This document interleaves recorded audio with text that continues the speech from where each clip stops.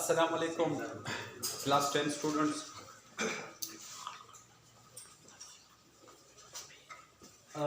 Water, ठीक है, हमारा टॉपिक है वाटर और वाटर के unique properties, anomalous behaviour of water. इस टॉपिक के बारे में बहुत सारे स्टूडेंट्स जानना चाहते हैं। बहुत इंपॉर्टेंट टॉपिक है, आज इसका समझने की कोशिश करो, ठीक है।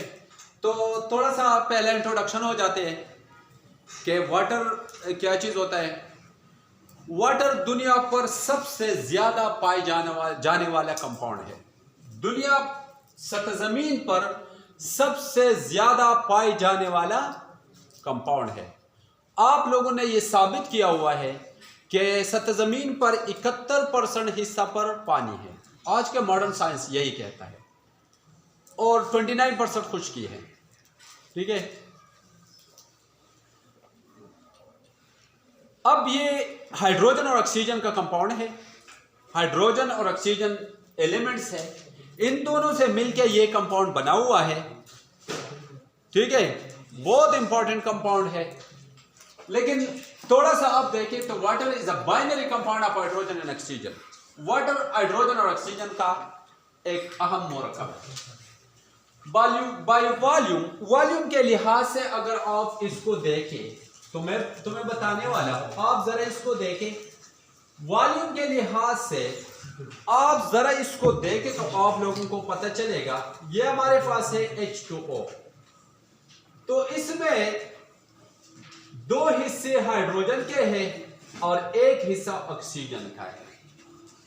अब हर गैस जो है सेम टेम्परेचर पर, सेम प्रेशर पर 22.4 dm³ जगह घेर लेगा।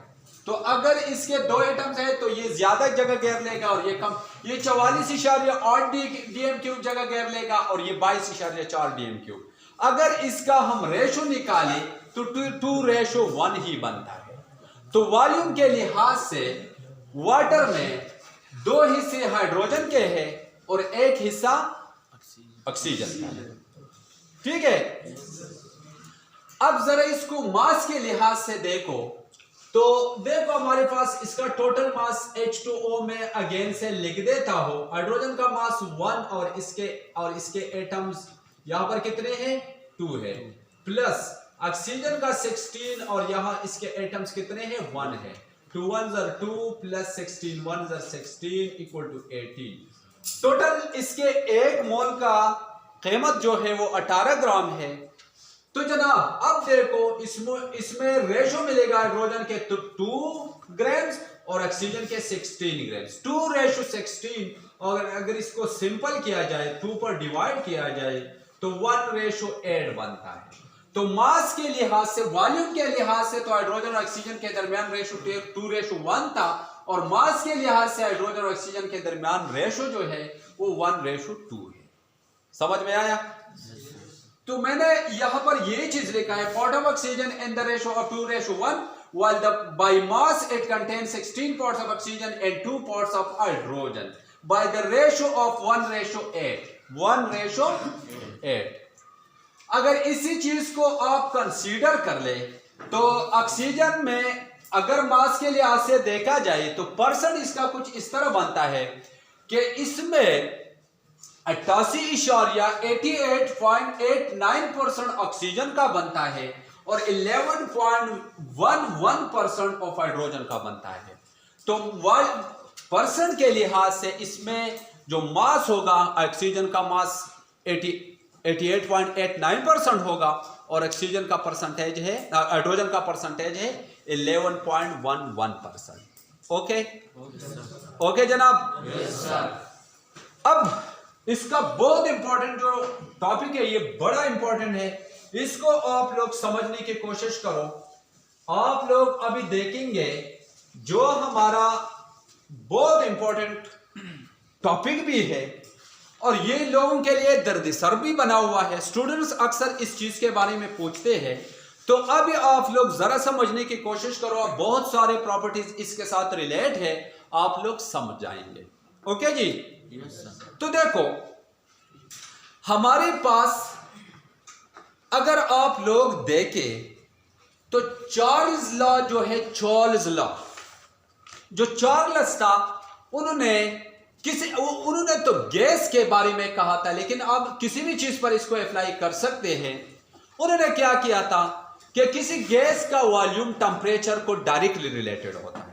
जब आप किसी चीज का टेम्परेचर बढ़ा देते हैं तो जाहिर बात है इसका वॉल्यूम भी बढ़ेगा, इसका वॉल्यूम बढ़ेगा। यही चार्ल्स ने कहा था, कांस्टेंट प्रेशर उन्होंने रखा था।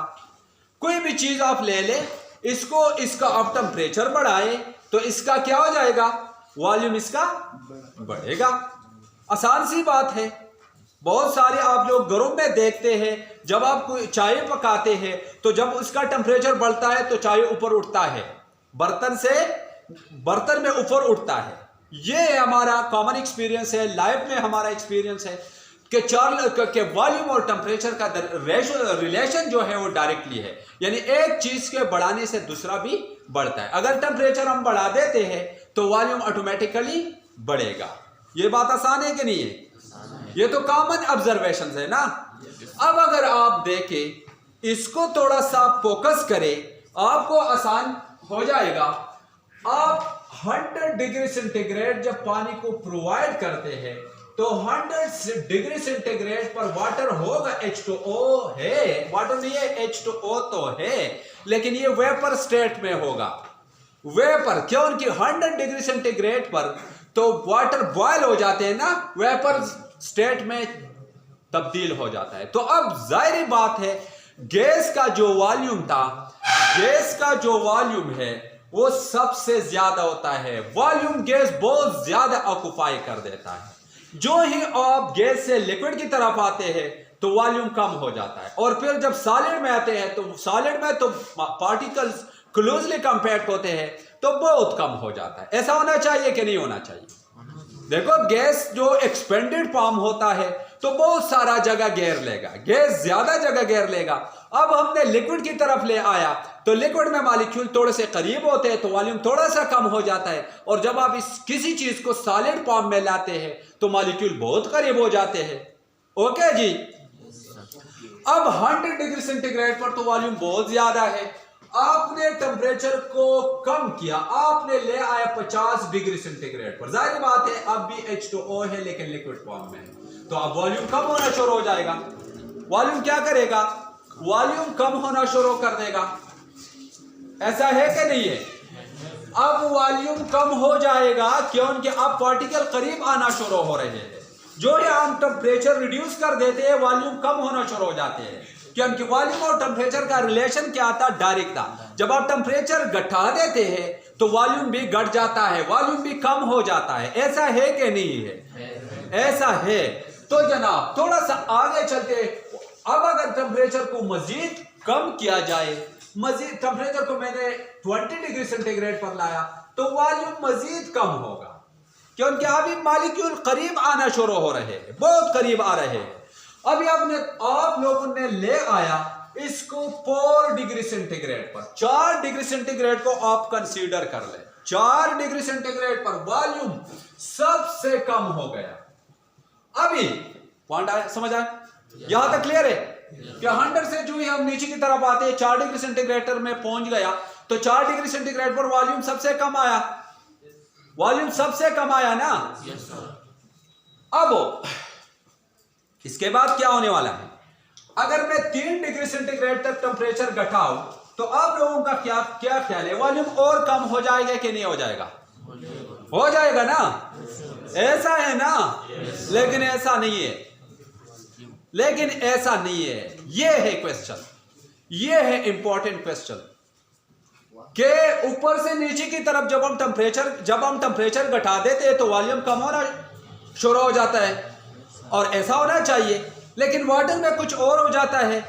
वाटर में ऐसा नहीं होता है। 4 डिग्री सेंटीग्रेड पर आप जरा इसको कंसीडर कर ले। 4 डिग्री सेंटीग्रेड पर जब 4 डिग्री सेंटीग्रेड पहुंच जाता है तो वॉल्यूम हेक्सागोनल शेप इख्तियार कर देता है। मैंने क्या कहा? जब आप 4 डिग्री सेंटीग्रेड पर आ जाते हैं तो वाटर क्या करेगा? हेक्सागोनल शेप इख्तियार कर देगा। ओके। हेक्सागोनल शेप कैसे होता है?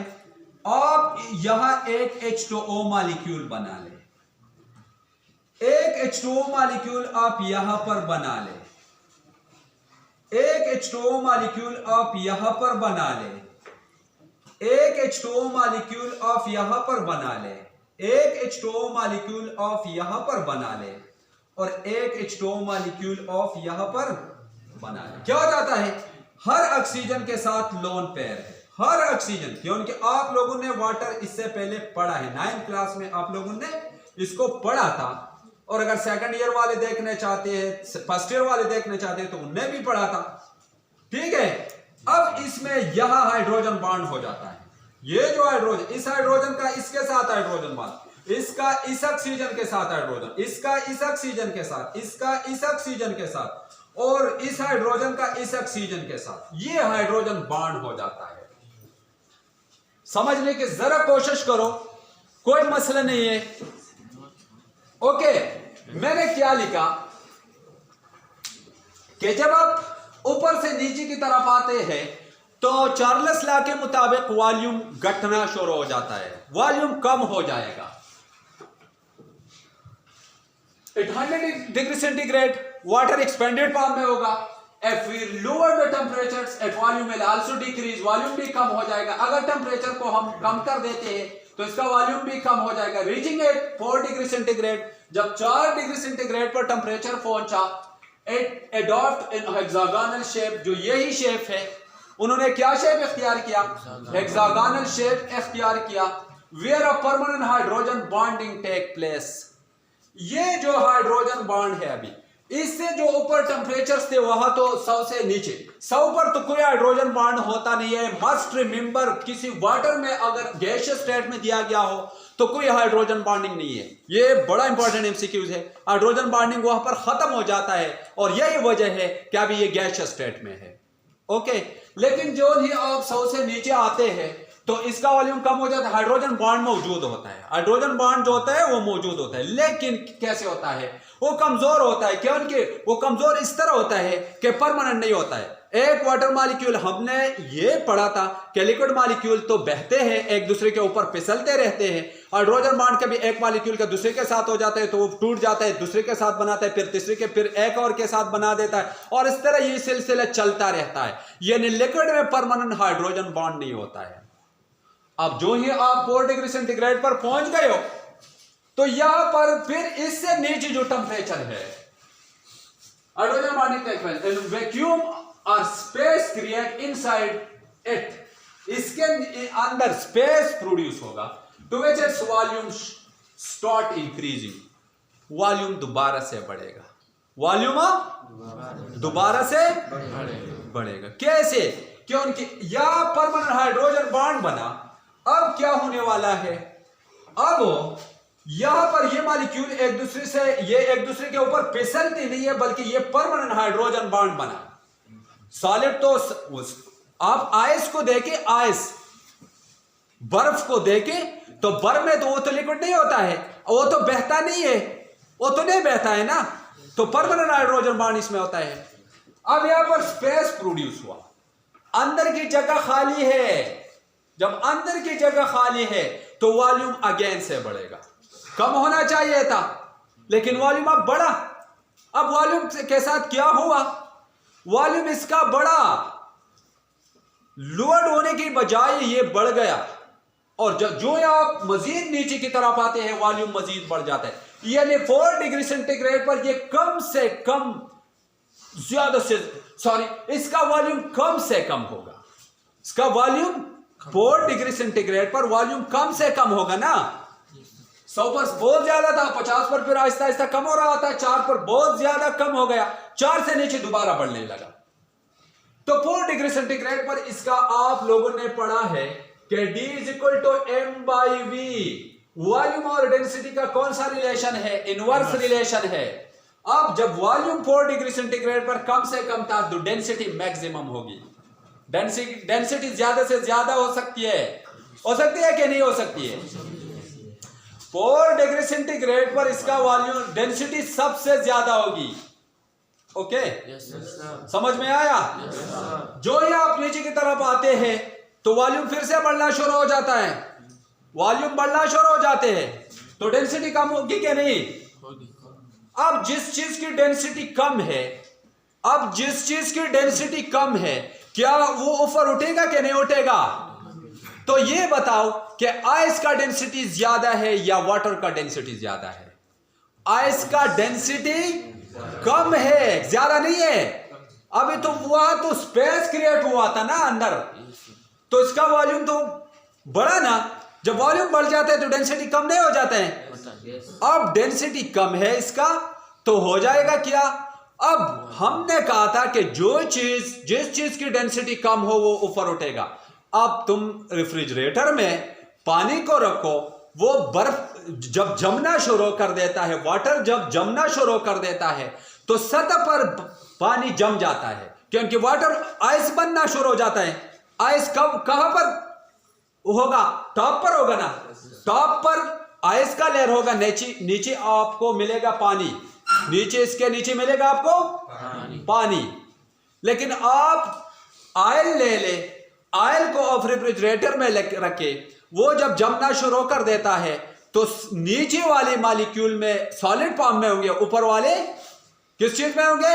लिक्विड फॉर्म में होंगे। लेकिन वाटर का मामला अपोजिट है, वाटर का मामला अपोजिट है। नीचे क्या हो जाता है? नीचे पानी रहता है, ऊपर सरफेस पर आपको बर्फ मिलेगा। रशिया में जो समंदर है, उस समंदर जब सर्दियों के मौसम में जम जाता है, -30 डिग्री सेंटीग्रेड, -40 डिग्री सेंटीग्रेड तक जब टेम्परेचर पहुंच जाता है तो वो समंदर जम जाता है। अब समंदर के सतह पर आइस है, क्योंकि आइस का डेंसिटी कम है इसलिए ऊपर उठेगा, ऊपर और नीचे पानी है। अब ये आइस वहां पर इंसुलेटर का काम भी करता है, नीचे मछलियां जिंदा रहते हैं, क्योंकि वहां नीचे तो टेम्परेचर वैसे के वैसा रहता है, लेकिन ऊपर जम जाता है। ठीक है, ऊपर लोग गाड़ियां भी चलाते हैं, ऊपर लोग इसके ऊपर चलते भी है। समझ में आया? ये पानी का बहुत इंपॉर्टेंट, ये यूनिक प्रॉपर्टी, किसी और मैटर में ऐसा नहीं हो सकता है कि जब आप टेम्परेचर घटाते हैं तो वॉल्यूम बढ़ जाता है, लेकिन ये वाटर में ऐसा होता है। क्यों? क्योंकि इसमें हाइड्रोजन बॉन्डिंग हो जाता है। ये हाइड्रोजन बॉन्डिंग की वजह से ऐसा होता है। देखो, आप लोगों ने सुना होगा कि किसी का पाइप जो जिसमें पानी आता है, किसी का पाइप पट चुका है। क्यों पट जाता है? सर्दियों के मौसम में जब बहुत ज्यादा सर्दी हो, -2, 3, 4, 5, हमारे यहाँ तो -2 तक पहुंच सकता है, -10 तक। यहाँ तो नहीं पहुंच सकता है, यहाँ बहुत टेम्परेचर 0 से -0 तक आ सकता है, -1, -2 तक हो सकता है, लेकिन इससे नीचे नहीं। लेकिन बहुत ज्यादा सर्द इलाकों में जैसे कि मर्री, कागान, नतिया गली, ये जो इलाके हैं वहां पर पाइप पट जाते हैं। ऐसा क्यों हो जाता है?